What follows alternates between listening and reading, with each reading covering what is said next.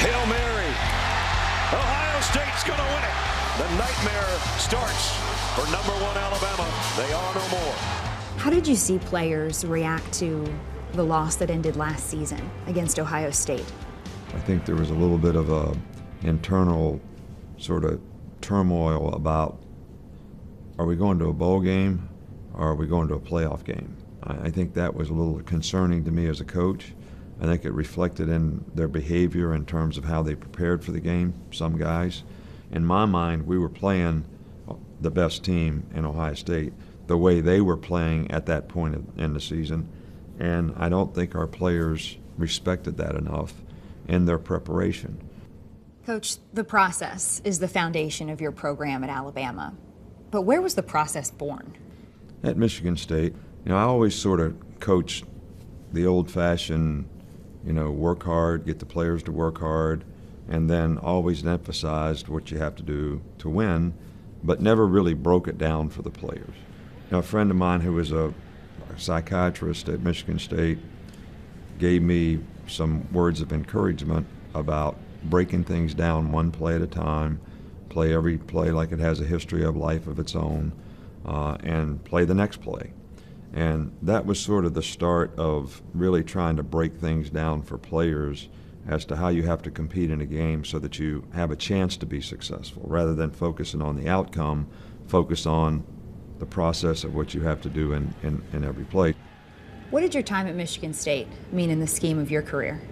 Well, first of all, I'll forever be indebted to Michigan State for a lot of reasons, but George Perlis was the first head coach to give me the responsibility of being a coordinator, and that was in 1982 or 83.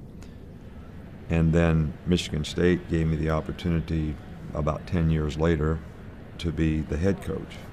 How did you and Mark D'Antonio first come to know each other? I remember Mark when he was in high school. I think I was at Kent State recruiting, and he was a player. And I can still remember to this day watching him on high school film, and really got to know him well when he was at Kansas. We hired him at Michigan State to be the secondary coach, and he was on our staff for 5 years and just did an outstanding job. And the Ole Miss Rebels are going to beat Bama in back-to-back years. You've given this team so much credit for the way they responded to the adversity following that loss to the Ole Miss game. What did you see in the way that they responded to that loss that impressed you most? They respond one of two ways. You can be negative about it, start pointing the fingers, judging other people, or you can say, okay, here's where we are, here's what we need to do to get better. We know we have some potential here if we just go about it the right way. And that's the way our players sort of did it. Everybody said, what do I have to do my role better so we have a chance to be a better team? Of all the messages you've used to motivate this team and reach your players through the season, which one of those messages has impacted you the most?